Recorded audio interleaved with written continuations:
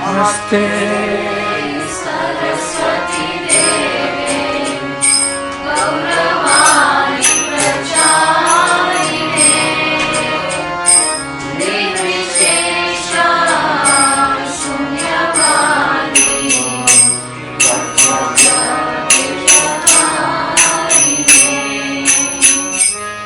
Shri Krishna Sri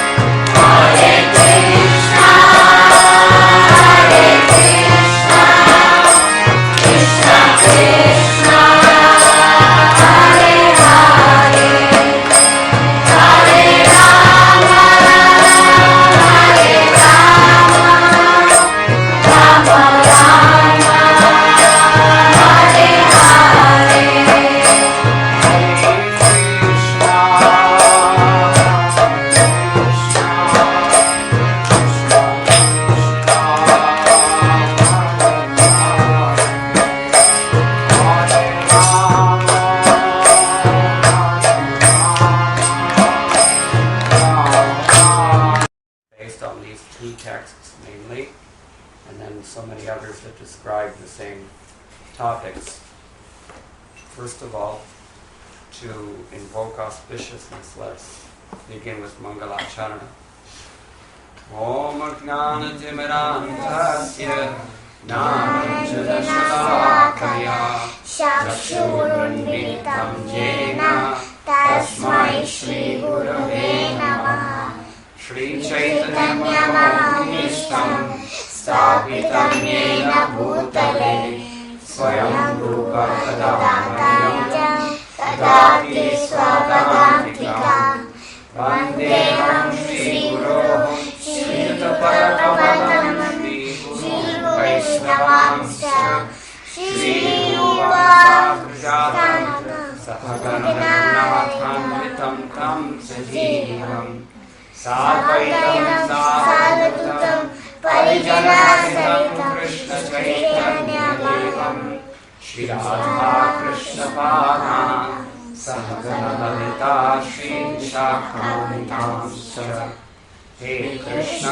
Karuna Sindhu Dinabandho Jagatpate Gopesha Gopika Kanta Radha Kanta Namostute Tapta Kanchana Gaurangi Radhe Vrindavaneshwari Vrishabhanusute Devi Pranamami Haripriye Vanchakalpatarusya Kripasindhuvecha Patitanam Pavanebhyo Vaishnaveyo Namo Namaha Jaya Shri Krishna Chaitanya Prabhu Nityananda Shri Advaita Gadadhara Shri Vasadi Gaura Bhaktivinoda Hare Krishna Krishna Krishna Hare Hare Hare Rama Rama Rama Hare Hare.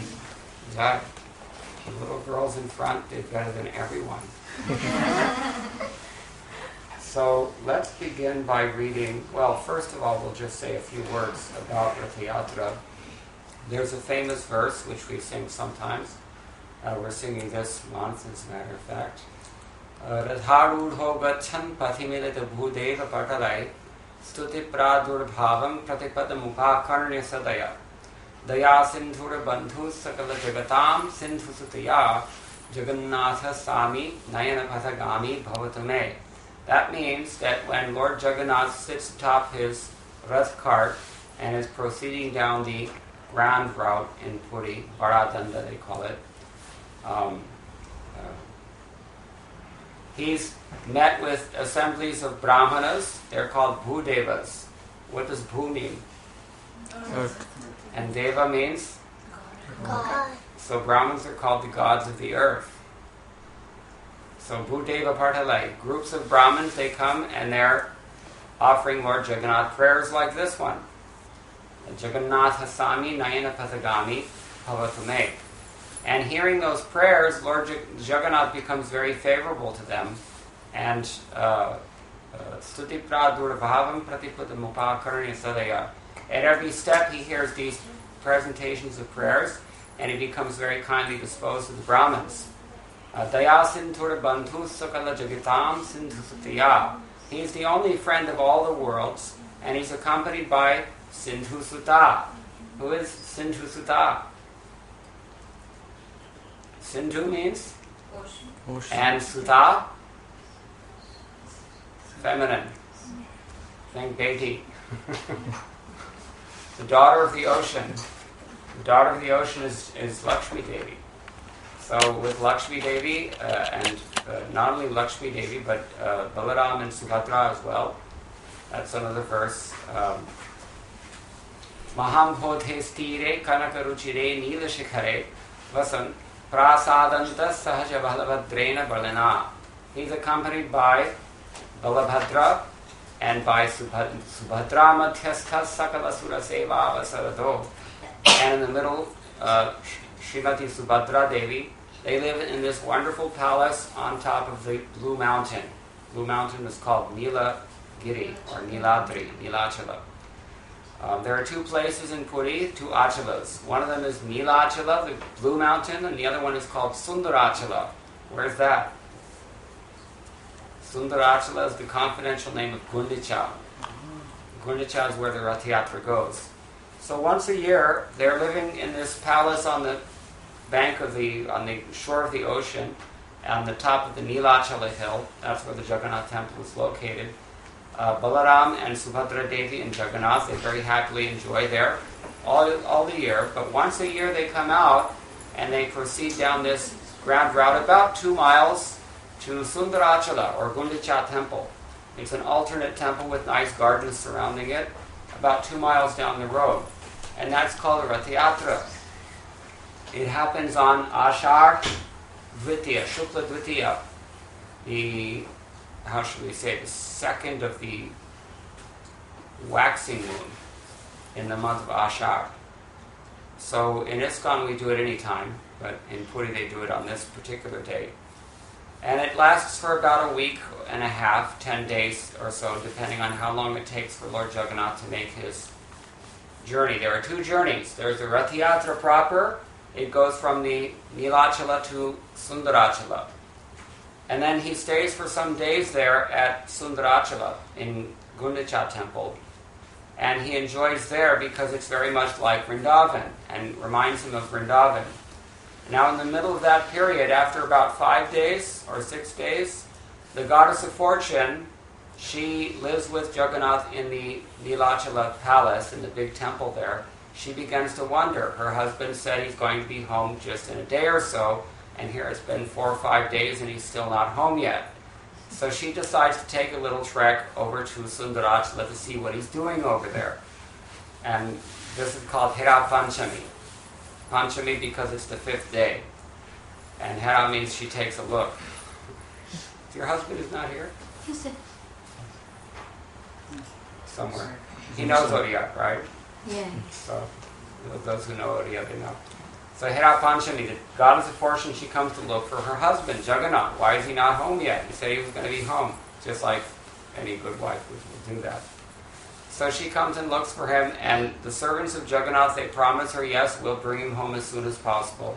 Meanwhile, Jagannath is actually enjoying his vacation there at Gundicha, and he's not in a hurry to go home. So even though they promise Lakshmi Devi that they're going to bring him home very soon, he doesn't come home very soon. And so when he does return, around the 10th day or so, then they sleep, because they come back sometimes late at night, they sleep on the carts themselves that night, and then the next morning they go into the temple. But when they try to get into the temple, what happens? Anybody know? The door is locked. Lakshmi Devi won't let him in. She's mad. So this is the pastime in Swakiya Rasa. Swakiya means the exchange of loving sentiments between lawfully married husband and wife. Parakiya Rasa, that's another matter that we see only in Vrindavan between Krishna and the gopis. They're not necessarily married, but they're very much in love. And that love that they experience is actually much more intimate because of its forbidden nature. It intensifies the feelings that they experience. That's a high topic. It's beyond us. But so we're going to look tonight at the Rathyatra festival, which actually commemorates an ancient occurrence that is described in the Srimad-Bhagavatam. In the 10th canto, chapter 82 of the Srimad-Bhagavatam, we find that on the occasion of a solar eclipse, many persons from all over India, they decided to go to Kurukshetra. The place is called Samant Panchaka. Does anybody know what Samant Panchaka is in Kurukshetra? 5 lakes. Samant Panchaka. Where are these lakes coming from? No one knows? When Parashuram came and slayed so many so-called, corrupt Kshatriyas, he felt that he had committed some sinful activity in doing so, even though he's the personality of Godhead and is apapa vidham, according to the Ishopanishad, is not subject to karmic actions and reactions. But to set an example for the rest of us, he thought, I need to do some sort of expiation. That's called prayaschitta, to atone for my sins. And so he excavated these bathing places at Kurukshetra so that people could come to that already, even in those days, it was renowned as a holy place. People could come there and take their bath and become purified by that auspicious, pious activity. And especially ever since that time, on the occasion of eclipses, people do go there to Kurukshetra. Even now, if you go to Kurukshetra, you'll see that the Haryana government has very nicely arranged. It's one of the cleanest places, tirthas in India, that I've ever seen, outside of perhaps Tirumala, managed very well by the TTD. So Kurukshetra is also very nicely kept up, beautiful place, and those lakes which were created by Parashuram, they're actually still there, and people can go there. So even 5,000 years ago, these places were there, and the Yadus and so many Yadavas and other great kings and people from all over the country, they converged on Kurukshetra at the time of the solar eclipse. Because when there's a solar eclipse, you don't want to be watching television. You don't want to be eating things or going to the club with your friends. You don't want to do these things on the occasion of an eclipse, especially. It's not a good idea to do this sort of thing at any time, but especially not on an eclipse, because an eclipse is an inauspicious time. Galactically, it's considered inauspicious configuration of planets. So at that time, people want to focus on spiritual activity, particularly chanting the holy name, but also it's traditional for people to take a bath in holy places. So the Yadavas came there, and so many other great kings from all over India came. And who else came there 5,000 years ago to Kurukshetra on the occasion of this eclipse? Who came? Nanda Maharaj and all the Vrajavasis. This is after Krishna has left Vrindavan, after he has gone to Mathura, and he's even left Mathura and gone and founded his capital in Dwarka in faraway Gujarat. So Krishna's long to many years outside of Vrindavan, and the Vrajavasis, they're so much in feeling separation that it's described by the poets that if it weren't for the tears falling out of their eyes 24 hours a day, the whole place would have burned down in the fire of their separation. So this is how the Vrajavasis were feeling, and they also accompanied Nanda Maharaj to go and see Krishna. They heard that he was going there, and so they went to go and see Krishna at Kurukshetra. And at that time, Krishna and Balaram, they met all of their relatives, all the Yadavas and all the other kings and other famous dynasties who are now allied under the reign of Maharaj Yudhishthira. They met with them, and at that time, the Vrajavasis also met with Krishna and Balaram. And they felt very great separation. Even when they saw Krishna, it was very painful for everyone. You can imagine. So let's read a little bit from the Srimad-Bhagavatam, first of all, about that. We're in, as I said, we're in chapter 82, and beginning around, I think we can begin text 20-something here.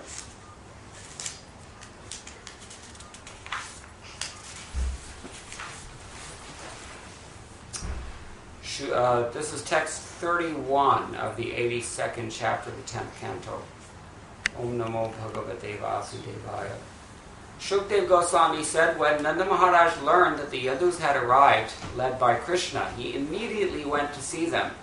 The cowherds accompanied him, their various possessions loaded on their wagons. Seeing Nanda, the Vrishnis were delighted and stood up like dead bodies coming back to life. Having felt such distress at not seeing him for so long, they held him in a tight embrace. Vasudeva embraced Nanda Maharaj with great joy. Who is Vasudeva? Krishna's father. Krishna's father. His real father. And Nanda Maharaj is? Vasudeva's brother. Sort of. He's Krishna's foster father. Remember, because Vasudeva and Devaki, they were put in prison by Kamsa. And they couldn't raise their children. They couldn't raise them. They had to leave them in the care of Nanda and Yashoda in Vrindavan. So that's where Krishna really grew up, Krishna and Balaram. And we'll see what some of what Devaki and Rohini are thinking about this. So Vasudeva embraced Nanda Maharaj with great joy. Beside himself with ecstatic love, Vasudeva remembered the troubles Kamsa had caused him, forcing him to leave his sons in Gokula for their safety. O hero of the Kurus, Krishna and Balaram embraced their foster parents and bowed down to them. But their throats were so choked up with tears of love that the two lords could say nothing. So Krishna and Balaram also, they saw their parents again, that is to say Nanda and Yashoda, but they were so overwhelmed with emotion they couldn't even speak.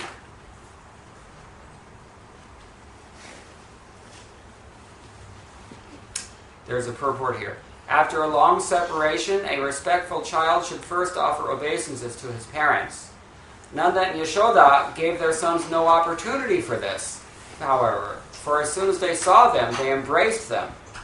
Only then could Krishna and Balaram offer their proper respects.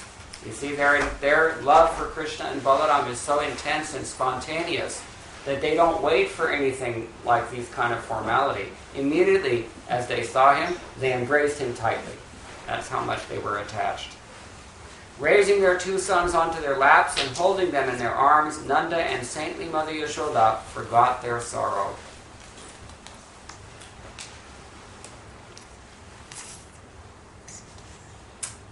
There's a nice purport. Srila Vishwanath Chakravarti explains that after the initial embraces and obeisances, Vasudeva led Nanda and Yashoda into his tent, and as they held the hands of Krishna and Balaram. So they took him by the hand and took him into the tent where they could be more private environment. Following them inside were Rohini. Who's Rohini? Balaram's mother. That's right. Following them were Rohini, other women and men of Vraj, and a number of attendants. Inside, Nanda and Yashoda took the two boys on their laps. Despite having heard the glories of the two lords of Dwarka, and despite seeing these opulences now before their eyes, what kind of opulences? Big elephants, chariots, military men everywhere, people in armor, sages offering prayers. What this kind of opulence is unheard of in Vrindavan. So despite seeing all this opulence, Nanda and Yashoda still looked at them as if they were simply their 8-year-old children. Then Rohini and Devaki both embraced the Queen of Vraja, remembering the faithful relationship that she had shown them. Who's Devaki? Krishna's real mother. And who is Rohini? Balaram's mother. So they both live in Dwarka. After Krishna left Vrindavan, he went to Mathura and then built his own capital in Dwarka. And Rohini and Devaki went with them. Yashoda and Nanda could not leave Vrindavan, as well as the gopis. And we'll see some things about this in coming verses. Purport. At this time, according to Srila Vishwanath Chakravarti Thakur, Sri Vasudeva invited Nanda outside to meet Ugrasen and the other elder Yadus. Taking this opportunity, Rohini and Devaki talked with Queen Yashoda. Rohini and Devaki said, "What woman could forget the unceasing friendship you and Nanda had shown us, dear Queen of Vraja? There is no way to repay you in this world, even with the wealth of Indra." Before these two boys had ever seen their real parents, you acted as their parents and gave them all affectionate care, training, nourishment, and protection. They were never afraid, good lady, because you protected them just as eyelids protect the eyes. Indeed, saintly persons like you never discriminate between outsiders and their own kin.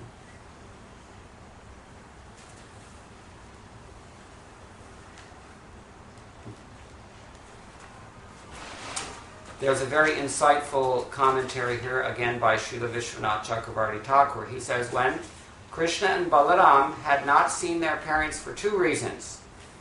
One was because of their exile in Vraja, and also because they're actually never born and therefore have no parents.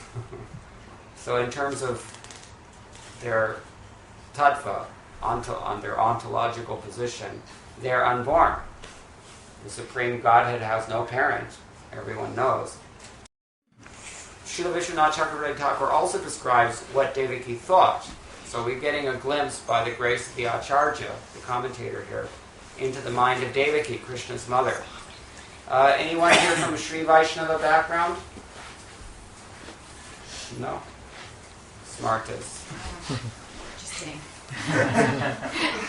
So, in the Sri Vaishnava line, there is one Acharya who's comprised maybe 20 verses about Krishna in the mood of Devaki, who, because she was bereft of Krishna's childhood pastimes, and she's looking back on these pastimes, and she's kind of wistfully thinking, if I could have seen all this wonderful nectar that Yashoda got. Very touching prayers. Anyway, so Devaki we get some insights into her thoughts here. She's thinking, alas, because for so long these two sons of mine had you, Yashoda, as their guardian and mother, and because they were immersed in such a vast ocean of ecstatic loving dealings with you, now that you are once more before them, they are too distracted to even notice me. Also, you are behaving as if insane and blind with love for them, showing millions of times more maternal affection than I possess. Thus, you simply keep staring at us, your friends, without recognizing us. So let me bring you back to reality on the pretext of some affectionate words. What does she say? She's reminding Yashoda that actually we're her real parents. You're not really her parents. She has to remind Yashoda because the love has become so strong between Krishna and Balaram and Nanda and Yashoda. Then, when Devaki failed to get any response from Yashoda, even after addressing her in this way, Rohini said, "My dear Devaki, it is impossible just now to rouse her out of this ecstatic trance. We are crying in the wilderness, and her two sons are no less bound up in the ropes of affection for her than she is for them. So let us now go outside to meet with Pritha, Draupadi, and the others." So they left. At this time, we'll see what happens next. Shri Shuk Uvacha Gopyascha Krishnam Upalabhya Chiradadhishtam Yat Prekshane Drishishu Pakshma Kritam Shapanti Drigbhir Hrivikritamalam Paridabhya Sarvas Tad Bhavam Apur Abhinitya Yajam Dur Apum. Shukdev Goswami said, while gazing at their beloved Krishna, the young gopis used to condemn the creator of their eyelids, which would momentarily block their vision of him. You got this? The gopis used to curse Lord Brahma that he doesn't know what he's doing because he's made eyelids that blink and stop us from seeing Krishna for even a split second. They used to say this in Vrindavan. So now what are they thinking? Now, seeing Krishna again after such a long separation, we're talking about years. If the blinking of an eyelid was intolerable for them, how in the world did they pass all these years without Krishna? It's unthinkable. After such a long separation, with their eyes they took him into their hearts, and there they embraced him to their full satisfaction. In this way they became totally absorbed in ecstatic meditation on him, although those who constantly practice mystic yoga find such absorption difficult to achieve. You catch the irony here? Bilvamangala Thakur has written also a very nice verse. He said, with their one-pointed devotion, these gopis have outclassed the 8-pointed discipline of the yogis. What is the 8-pointed discipline of the yogis? Ashtanga Yoga. So their Ekanga Bhakti far outshines the Ashtanga Yoga of the yogis. Because they naturally have this spontaneous, really, I should say, unstoppable attraction to Krishna. When they saw him, they could not take their eyes off him. They literally could not do that. Now, according to Srila Vishwanath Chakravarti Thakur, again, just then, Lord Balaram saw the gopis standing a short distance away. This is the context here. Nanda and the others, they were led outside, and Yashoda and Devaki and Rohini, They also excused themselves when they saw that it was futile. Devaki took them outside when she saw that it was futile to try to get into that intimate bond that was created between Yashoda and Krishna. So then the gopis were there, and Balaram noticed this is the opportunity. So what did Balaram do? Seeing them trembling with eagerness to meet Krishna, and apparently ready to give up their lives if they could not, because they seen him after so many years, but they couldn't connect because the elders were there. There was no. You remember, this is illicit relationship, parakiya rasa. They're not supposed to. They're all. Many of them are married with other husbands, and it's not proper. You see, that's here we see how the parakiya rasa is intensifying their devotion. Intensifying their feelings of separation. They're right in front of him, and yet they cannot connect with him. You see? So Balaram very tactfully, he saw that they're standing there and they're about ready to die if I don't do something. So he got up to involve himself elsewhere. He excused himself and gave Krishna and the gopis the opportunity to speak directly. In referring to the gopis' intolerant disrespect of Lord Brahma, the creator of eyelids, Shukdev Goswami is giving vent to his own subtle jealousy of the gopis' favored position. Interesting insight. Now, Jiva Goswami offers an alternative understanding of the phrase Nitya Yajam, which may mean even the Lord's principal queens, who tend to be proud of their constant association with him. What does Yuj mean? This is a verbal dhatu, Sanskrit. Yuj. Yes, same word. Yukta, yoga, yukti, it's the same root. Comes from yuj, means to connect. So it can mean those who are constantly engaged in yoga practice, as we've already read. It can also mean those who are constantly connected with the Lord. Who is constantly and lawfully connected with the Lord? His consorts. He has 16,108 queens in Dwarka. And they can see him every day. They do see him every day. They live with him. So Nitya Yajam, it also refers to them. They may become a little bit proud, but here we see that although they live with Krishna, Krishna's heart is actually in Vrindavan. And he's more attracted to these younger gopis who he's seeing after such a long, long time. And his internal potency, Yogamaya, who incarnates as whom? Who does Yogamaya incarnate as? Radharani, you can say that. But we're talking about Jagannath, Balaram, and Subhadra Devi. You see? So she has arranged this whole thing such that Krishna and the gopis have some quality time, you might say, together at this point. And Balaram has also played his role in this. Now, in Srila Prabhupada writes in Krishna book, because they had been separated from Krishna for so many years, the gopis, having come along with Nanda Maharaj and Mother Yashoda, felt intense ecstasy in seeing Krishna. No one can even imagine how anxious the gopis were to see Krishna again. As soon as Krishna became visible to them, they took him inside their hearts through their eyes and embraced him to their full satisfaction. Even though they were embracing Krishna only mentally, they became so ecstatic and overwhelmed with joy that for the time being they completely forgot themselves. The ecstatic trance which they achieved simply by mentally embracing Krishna is impossible to achieve, even for the great yogis constantly engaged in meditation.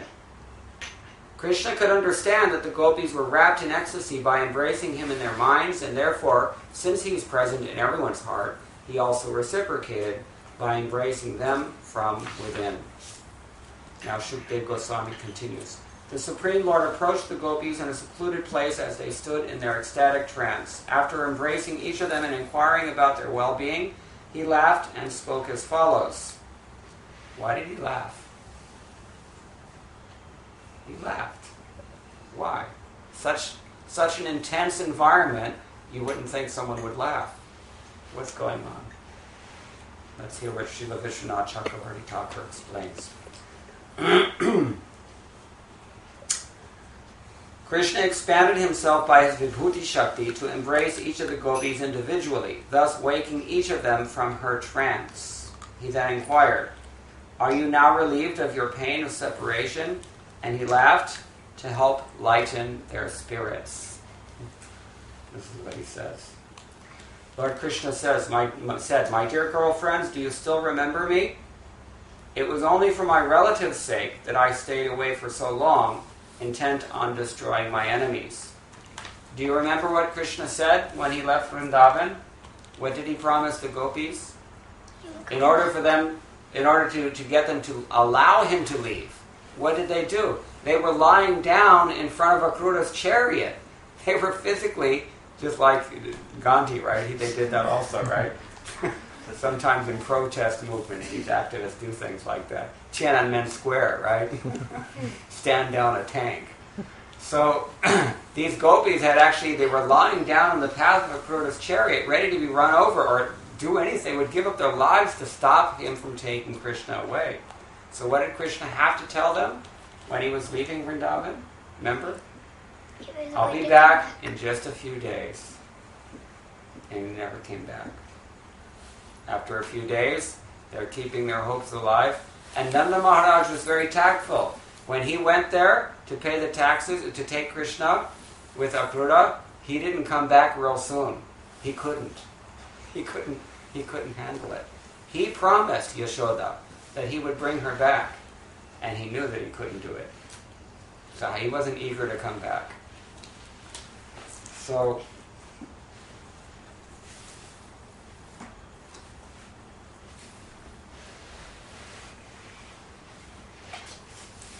Krishna said that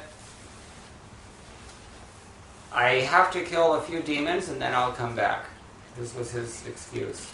Now he's asking, this is many years later, he says, do you perhaps been meditated upon by great mystic yogis and highly learned philosophers?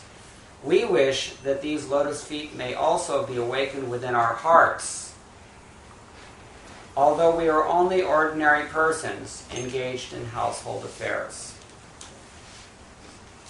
Now, on the face of it, this seems like a prayer that would be appropriate for us to offer, doesn't it? Because we're ordinary persons, we're not great yogis or transcendentalists. We would like to keep Krishna's lotus feet within our hearts, but we're unable to do this because we're just simple, ordinary persons. This is what the gopis are saying. But Vishwanath Chakravarti Thakur, he is revealing the jealous mood in which the gopis actually spoke this. These are deceptively reverential words on the part of the gopis. So he gives their statements as follows. O Supreme Lord, O directly manifest Super Soul, O crest jewel of instructors in definitive knowledge, you were aware of our excessive attachment to home, property, and family. Therefore, you previously had Uddhava instruct us in the knowledge that dispels ignorance, and now you've done so yourself. In this way, you have purified our hearts of contamination, and as a result, we understand your pure love for us, free from any motivation other than assuring our liberation.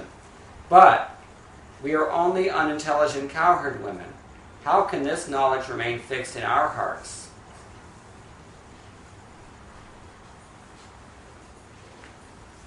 We are still suffering the reactions of our own fruitive work, so how can we meditate on you, the goal of great yogis? Such yogis are immeasurably wise, but we are mere feeble-minded women. Please do something to get us out of the deep well of material life. He goes on. Because when you instruct someone in knowledge, here the word is used in the verse, udiyat. What does udiyat mean? Anybody know? Sounds like another noun that we know, udaya. Udaya means the rising of the sun. When the sun rises, darkness is dispelled. Similarly, when the sun of wisdom or knowledge, enlightenment, rises within the heart, all of our sufferings and ignorance is dispelled. But that's not how the gopis see it. Gyan is a disturbance for someone who is already situated in pure devotional service. For the gopis, it's like sand in their sweet rice. This gyan is just an obstruction. It just gets in the way. It's irritating. They don't want to hear it. So what do they say? O sun, who directly destroys the darkness of ignorance, we are scorched by the sun rays of this philosophical knowledge. We are chakora birds who can subsist only on the moonlight radiating from your beautiful face. Please come back to Vrindavan with us, and in this way bring us back to life. We don't care for the sun of knowledge. We are chakora birds, and what's the characteristic of a chakora bird? Anybody know? Chakora bird lives only on moonbeams, so they say. This is in Sanskrit lands, in Sahitya worlds, Kavya worlds. The chakora bird, it only subsists on the moonlight. It doesn't appreciate the sun. So the gopis are saying, we're like that. We're like chakora birds, and your face is like the full moon. And that's the only thing that's going to do it for us. We don't care about the knowledge that we're not interested. So, furthermore, we want to take you back to Vrindavan, where we live. Now, at this point, if Krishna says, well, come with me to Dwarka, you can all live with me into Dwarka. The gopis have negated this suggestion already. They've anticipated this suggestion, and they've negated it in their prayer when they say, Geham Jushamapi Manasi Udiyat Sadanaha. We're just ordinary persons. We're attached to their houses, to our village, to Vrindavan. We're not able to leave these things. We're attached. They're hiding behind their so-called ignorance, which is actually the highest platform of transcendental bhakti. And they find this awakening of Gyan unappealing in the extreme because it disturbs that bhakti, which is in fact completely transcendental. So that ends the chapter in the Srimad-Bhagavatam. But in the Sri Chaitanya Charitamrita, we have further illumination on the kinds of thoughts that they're thinking and the kinds of feelings that they have in their hearts when Chaitanya Mahaprabhu himself is attending the Rathyatra in Puri some 500 years ago and dancing in ecstatic devotion in front of the Rath carts of Jagannath, Balaram and Subhadra Devi. Sri Chaitanya Mahaprabhu is relishing the internal mood of Srimati Radharani in separation from Krishna. And he begins to voice some of her sentiments on this occasion. So we'll see what it says here.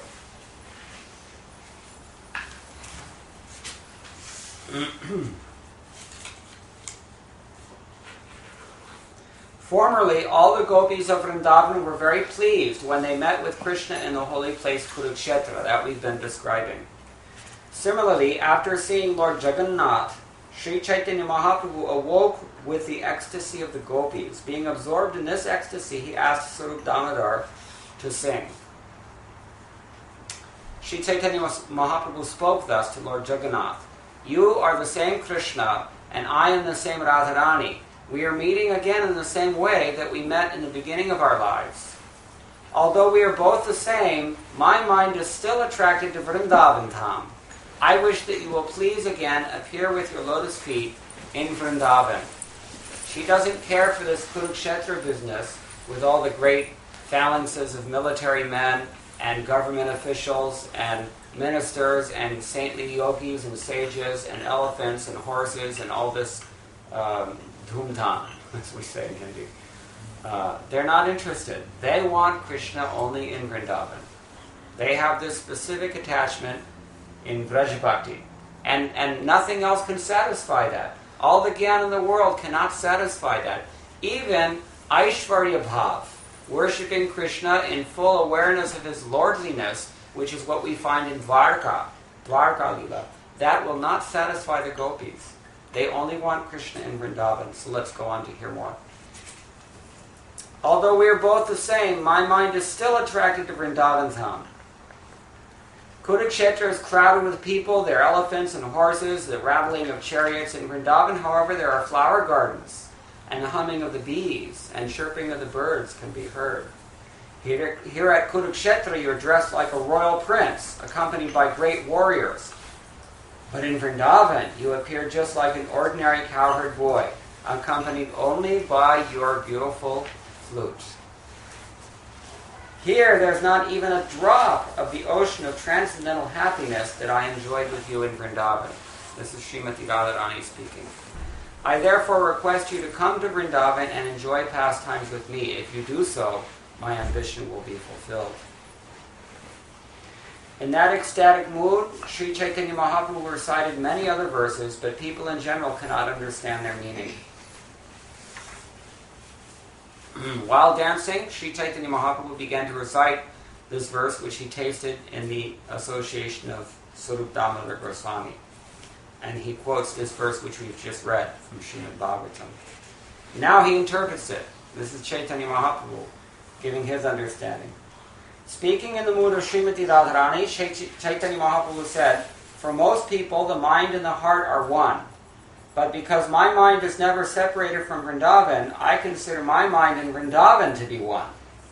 My mind is already in Vrindavan, and since you like Vrindavan, will you please place your lotus feet there? I would deem that your full mercy." When the gopis are asking you, place your lotus feet on our hearts, that's what she says. Our heart is in Vrindavan, so please place your lotus feet there. That's what she wants. My dear Lord, kindly hear my true submission. My home is Vrindavan, and I wish your association there. If I do not get it, then it will be very difficult for me to keep my life. My dear Krishna, formerly, when you were staying in Mathura, you sent Uddhava to teach me speculative knowledge and mystic yoga. Now you yourself are speaking the same thing, but my mind doesn't accept it. There is no place in my mind for Jnana Yoga or Dhyana Yoga. Although you know me very well, you are still instructing me in Jnana Yoga and Dhyana Yoga. It's not right for you to do so.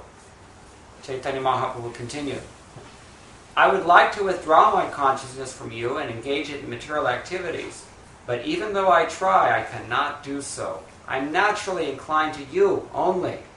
This is the power of love. You don't even need discipline if you have love. This is what the gopis teach us. There's no need to force your mind to focus on Hare Krishna, Krishna Krishna, Hare Hare, Hare Rama, Rama Rama, Hare Hare. If you have love. Rupa Goswami says, like a lover reads a letter from his separated beloved, with that eagerness, one should chant the holy name. This is the idea. The gopis are not like mystic yogis. They'll never be satisfied simply by meditating on your lotus feet. On the contrary, when they're instructed to undergo mystic yoga practice, they become more angry with you.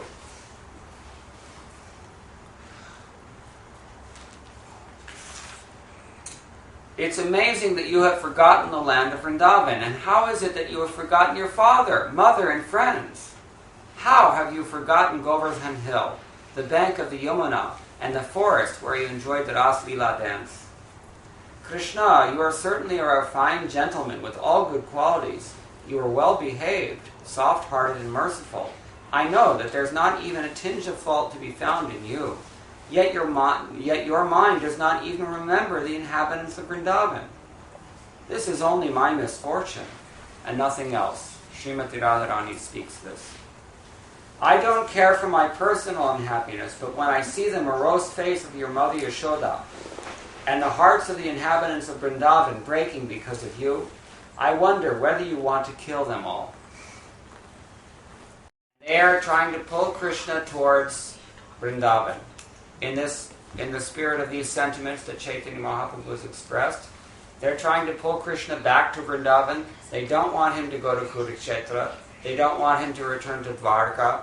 And they don't want him in Mathura or any place else. They want him only in Vrindavan.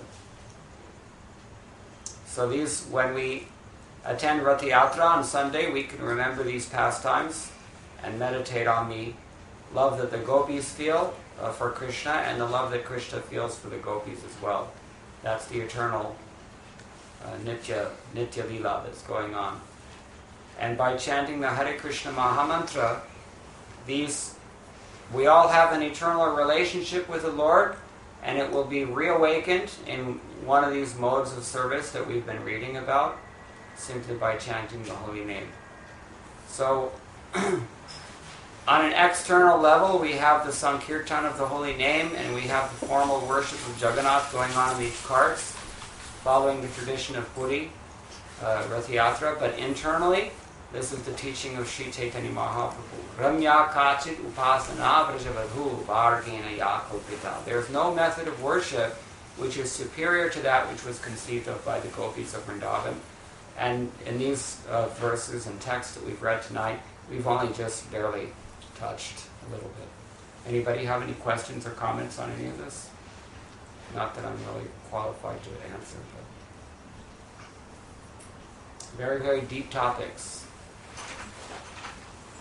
Transcendental.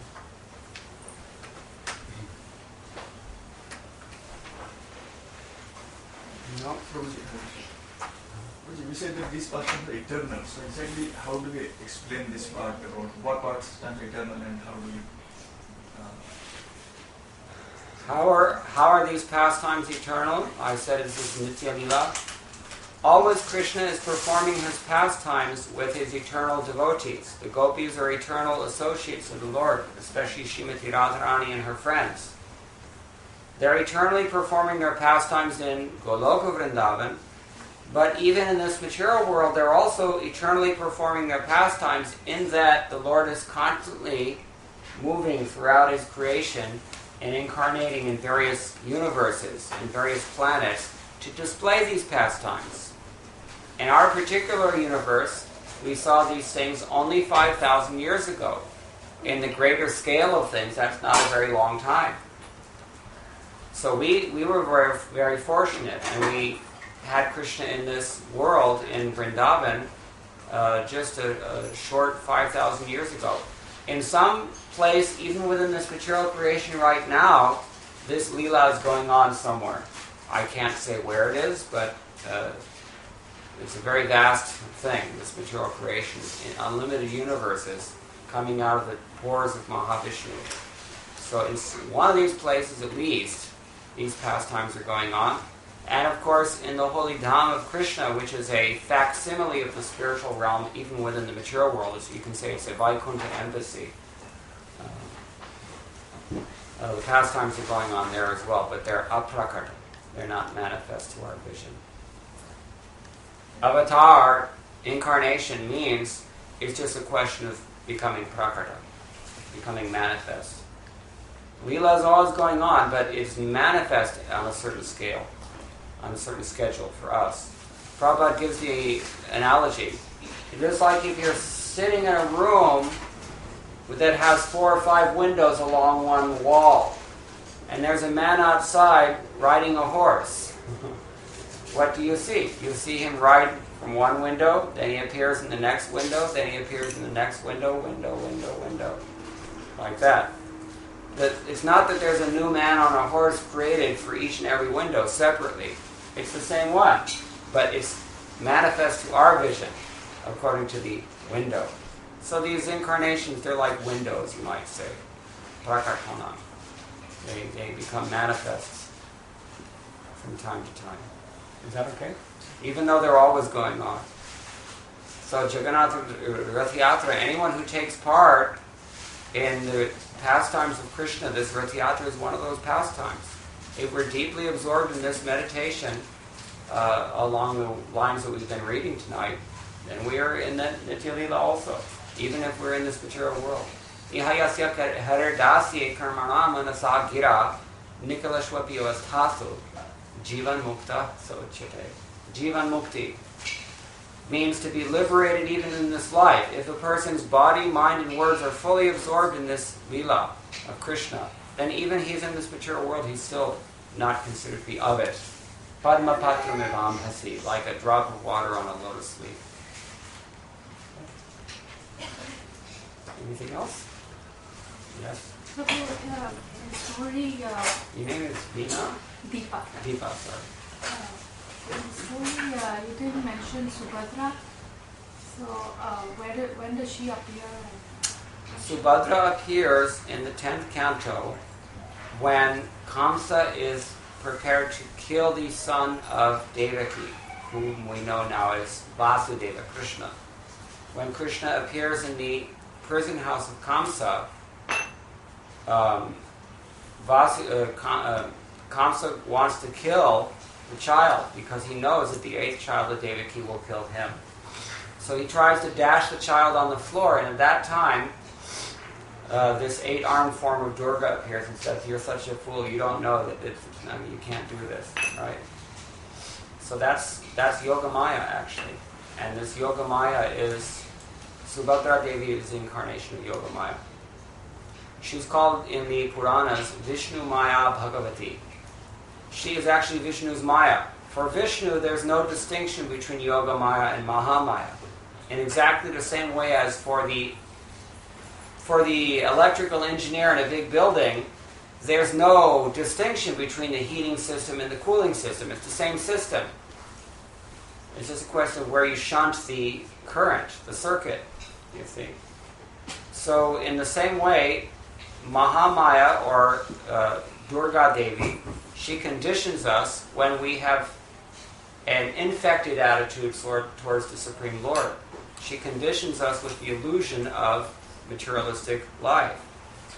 But when we have a devotional attitude towards the Supreme Lord, like these Vrajavasis that we're reading about, then we also become conditioned, and by her as well, but in a different capacity. She's working then in her Yogamaya capacity, and that obscures the Gyan that obstructs Bhakti.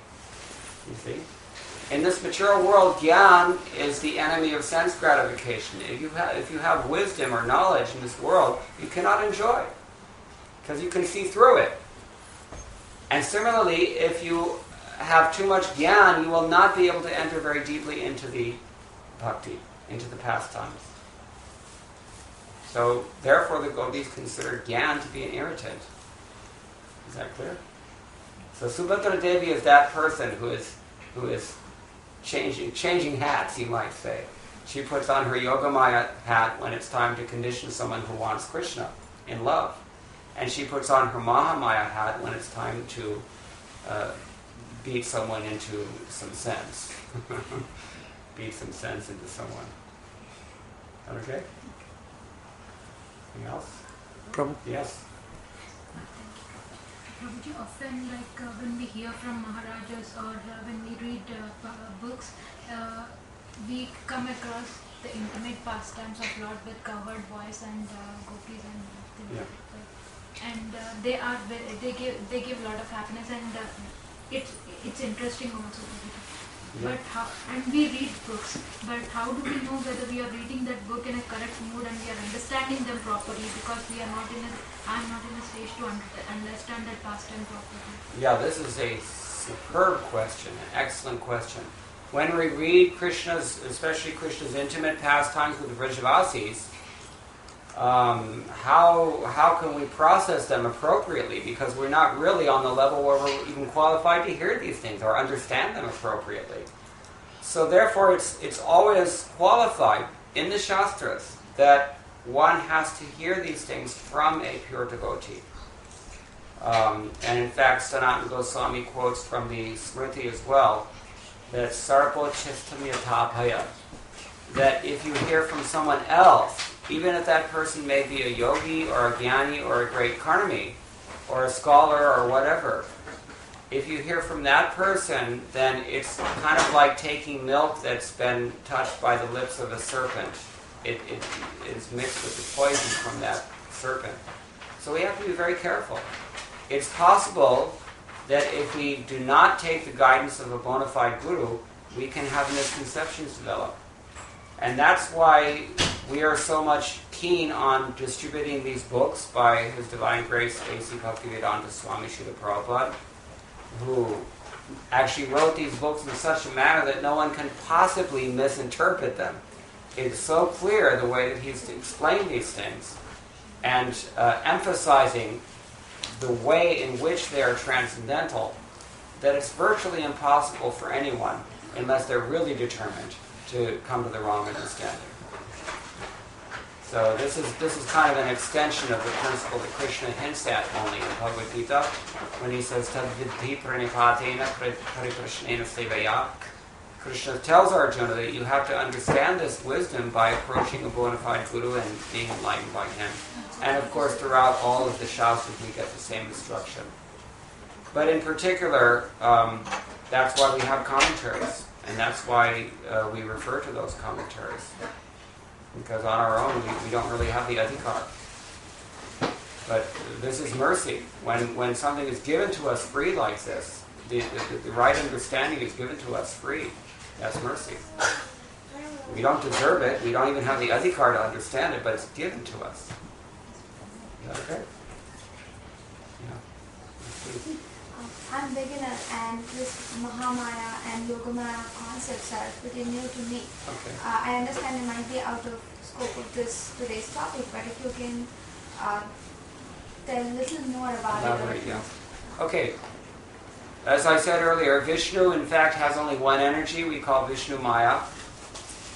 But she works in two capacities. She expands into her kalas, we might say. You understand the word kala? An extension, or it's kind of like you have your credit card and then you have a plenary member, right? So something like that. So, depending on our attitude, she will allow us to approach her in one or the other of her capacities. If we have an attitude of competing with the Supreme Lord, or if we are harboring some envy towards the Lord's opulences or his transcendental position, if we ourselves would like to become the center of all attention, and if we envy God, basically, then she will reciprocate with us as Mahamaya. And Mahamaya will administer our karma, and you might say she's the headmistress of the school of hard knocks. We'll have to learn some tough lessons by undergoing